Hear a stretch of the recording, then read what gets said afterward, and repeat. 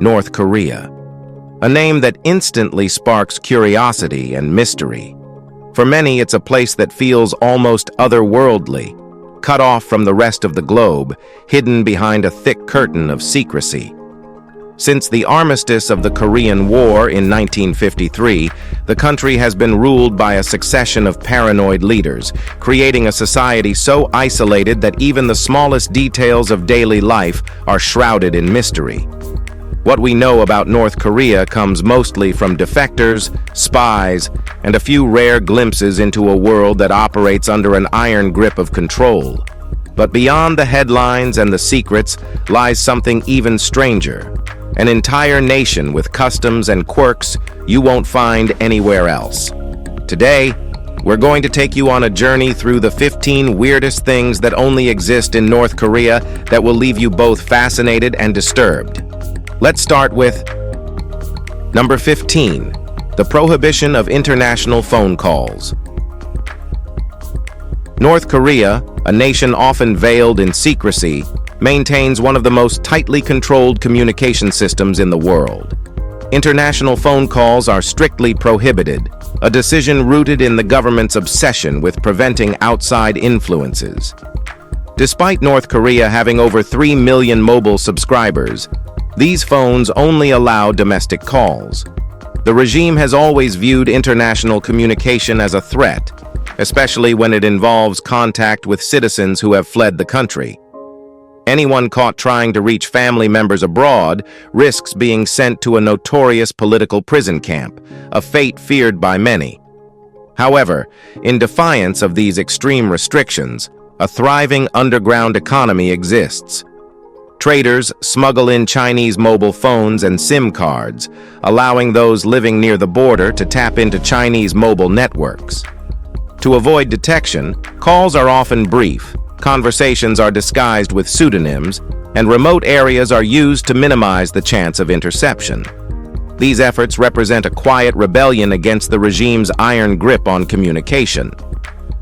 Number 14. Restricted airwaves. In North Korea, the media is one of the most tightly controlled aspects of life, with the regime seeking to dictate every source of information its citizens consume.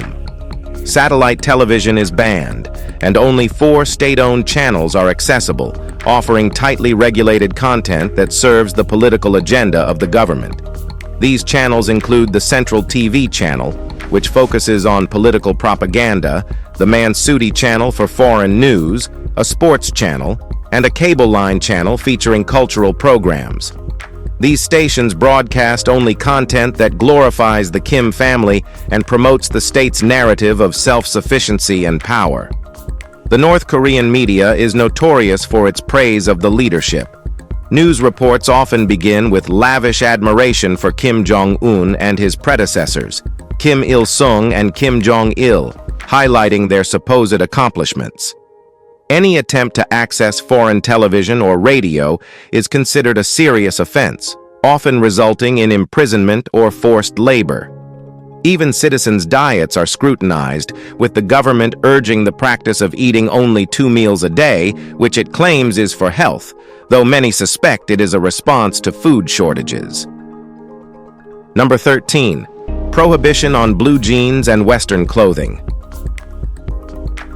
North Korea's obsession with controlling every aspect of its citizens' lives extends even to their wardrobes.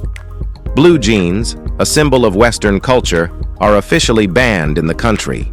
Kim Jong-un views them as a direct link to American influence, a visual representation of the capitalist world he seeks to keep at bay.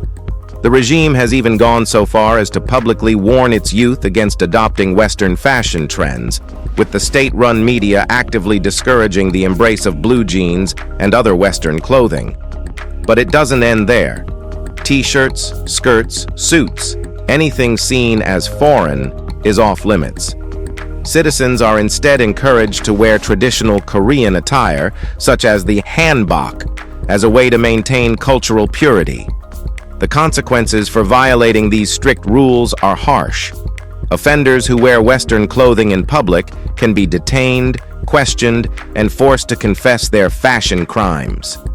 It's not just a dress code, It's a clear message about conformity, obedience, and the desire to stamp out external influences. Number 12. The Korean Friendship Museum. This museum offers a rare glimpse into the nation's global relations, though through a carefully curated lens. Opened in 1978, this museum showcases a staggering collection of gifts given to North Korea's leaders by foreign dignitaries, organizations, and governments. It spans a range of items, from intricate artwork and exotic handicrafts to more unexpected gifts like sports cars and luxury items.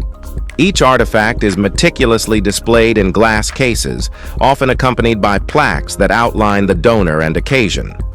Designed to protect North Korea's diplomatic success, the museum reinforces the idea that foreign governments admire and respect the nation.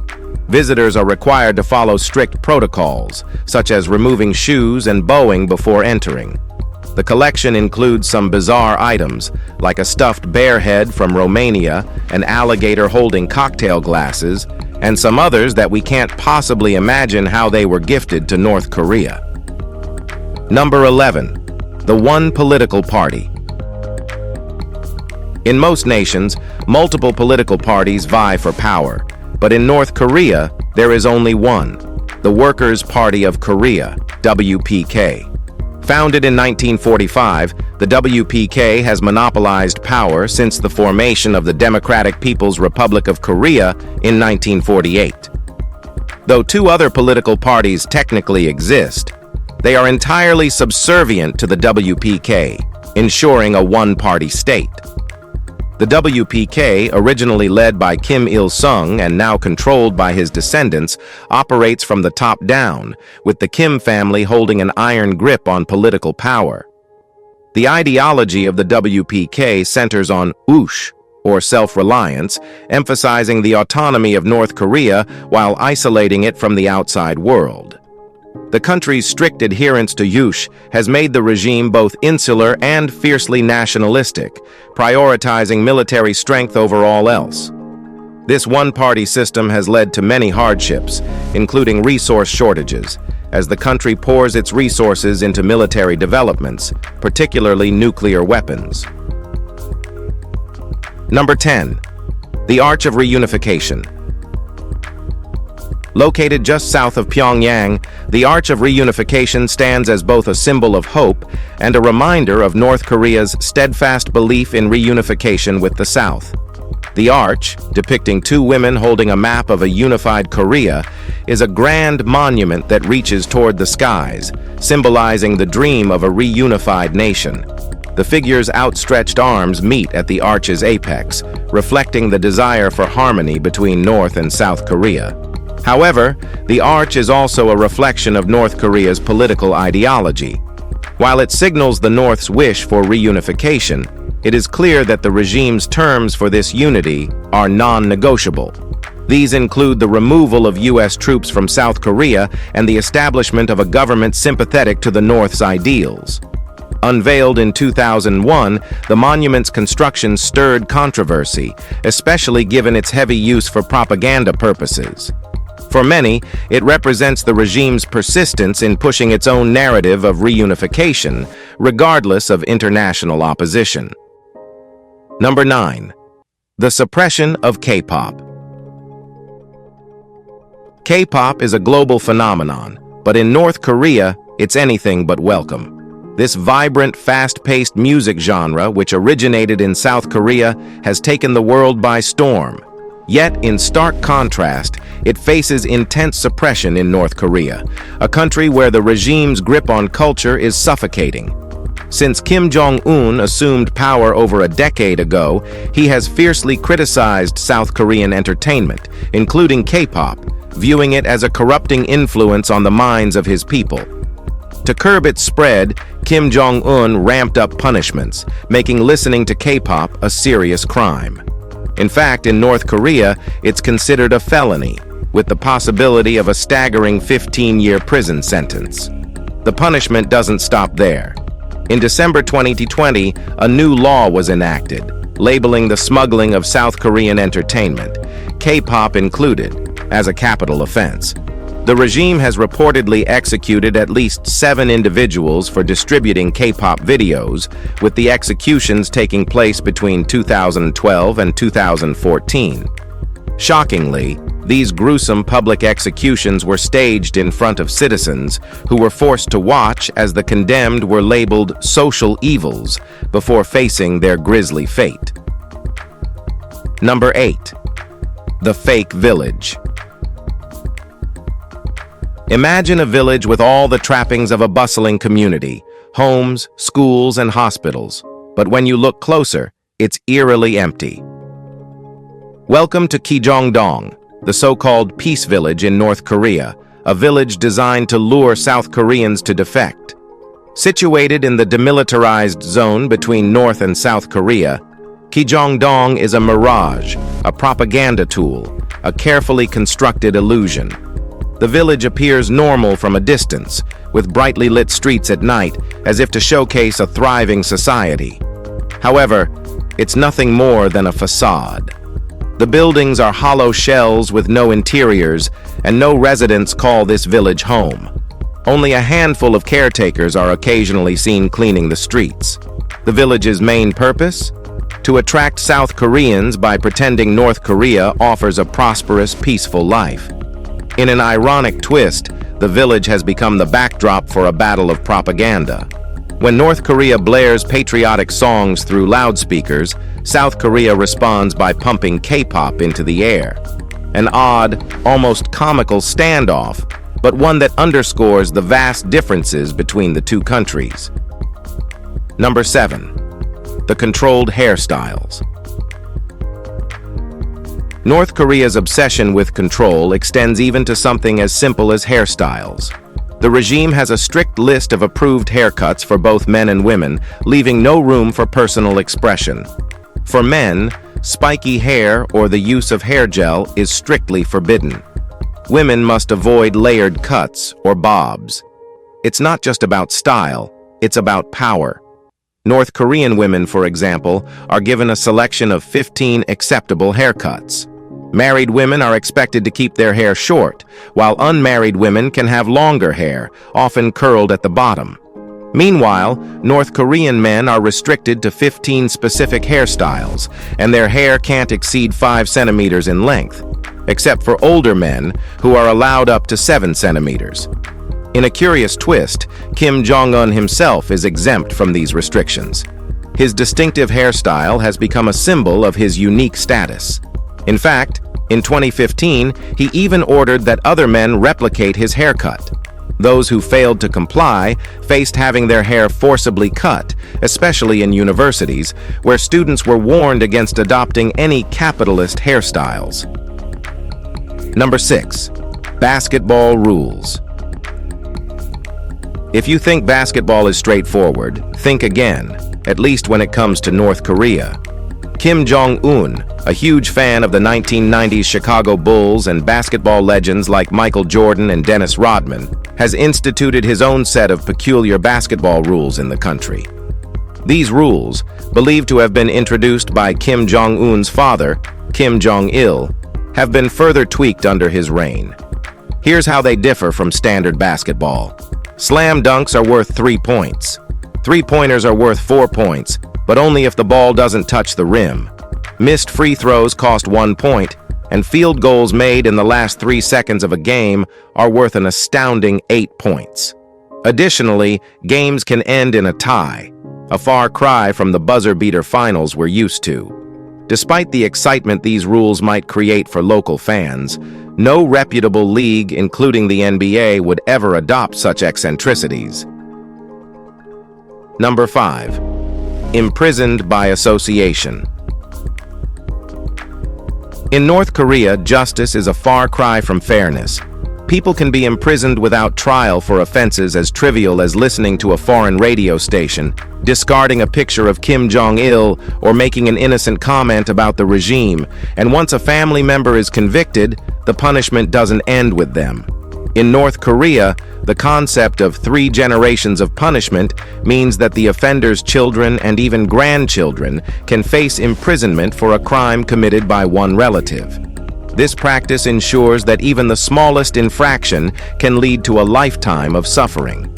Entire families have been locked away for the actions of one person, and children born in prison are raised as prisoners, their lives forever tainted by guilt through association. The infamous Camp 14, a political prison camp, is a common destination for these prisoners. Its purpose is not only to isolate those deemed politically unreliable, but also to exploit their labor. Those sent there include officials who've underperformed, critics of the regime, and anyone deemed to pose a threat to Kim Jong-un's control. In this nightmarish reality, the innocent are punished for the actions of others, and the cycle of fear and repression continues. Number 4. Religious freedom. Religious freedom in North Korea? Well, it's practically non-existent. While the Constitution says citizens can practice any religion, in reality, North Korea runs on one belief: absolute loyalty to Kim Jong-un.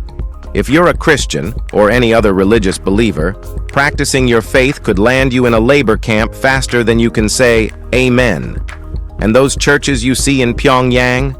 Think of them as state-run showrooms, nothing more than window dressing to make it look like they're all about faith. In fact, the government actively encourages neighbors, co-workers, and even family members to report anyone caught with a Bible or praying. As for defectors, they share horrifying stories of torture, malnutrition, and even execution for their religious beliefs. So, if you're thinking of lighting a candle or saying a prayer in North Korea, you'd better be prepared to face the music. Kim's version, of course. Number 3. Taedonggang beer. Taedonggang beer, North Korea's flagship brew, is a symbol of the country's brewing tradition. Named after the Taedong River, which flows through the capital, Pyongyang, it's known for its distinct taste and the state's commitment to quality. However, the history behind it isn't as old as it seems. Established in 2002, the brewery was a joint venture between North Korea and the UK, a rare instance of international collaboration. The UK brewery was purchased, dismantled, and then rebuilt in North Korea. Taedonggang beer comes in various styles, including lager, pilsner, and dark, brewed with locally sourced ingredients, including pure water from the Taedong River. The beer's flavor profile is more bitter and westernized than most Asian beers.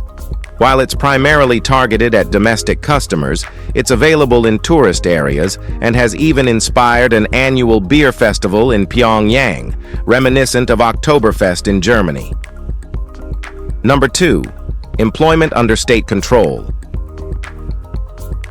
Well, we all hate bosses, right? But in North Korea, things go a bit further. On paper, the country boasts a 100% employment rate, thanks to the law that guarantees every citizen the right and duty to work. The idea sounds fair, jobs based on skills and personal choice. But in reality, it's far from that. In North Korea, the state controls employment completely. People don't get to choose their careers. Instead, jobs are assigned by the government, regardless of one's preferences or qualifications. Graduates, for example, are handed a job based on where they live or the type of school they attend. A graduate from an agricultural high school might find themselves working on a farm, while someone with a technical background could end up in a factory. Changing jobs is nearly impossible, and most people stay in their assigned positions for life. In this system, your skills take a back seat to your loyalty and social status. Number 1. The Ryugyong Hotel. Rising from the skyline of Pyongyang, this hotel is North Korea's most striking and mysterious landmark. Dubbed the Hotel of Doom by some, this colossal, pyramid-shaped structure stands as a symbol of the regime's ambition and, perhaps, its hubris. Construction began in 1987, but due to financial and technical difficulties, it remained incomplete for decades, with work only resuming in the late 2000s. Standing at 330 meters tall, the hotel was designed to be the tallest building in North Korea and one of the tallest in the world. Yet, despite its imposing stature, it remains mostly unoccupied, with rumors swirling about the building's actual function and safety. Initially intended to cater to foreign dignitaries and wealthy tourists, the Ryugyong Hotel is largely shrouded in secrecy, adding to its eerie allure. It has become a powerful symbol of the North Korean regime's ambitions, both grand and unreachable, leaving the world to wonder about its true purpose. If you enjoyed this video, be sure to like and subscribe. We'll see you soon.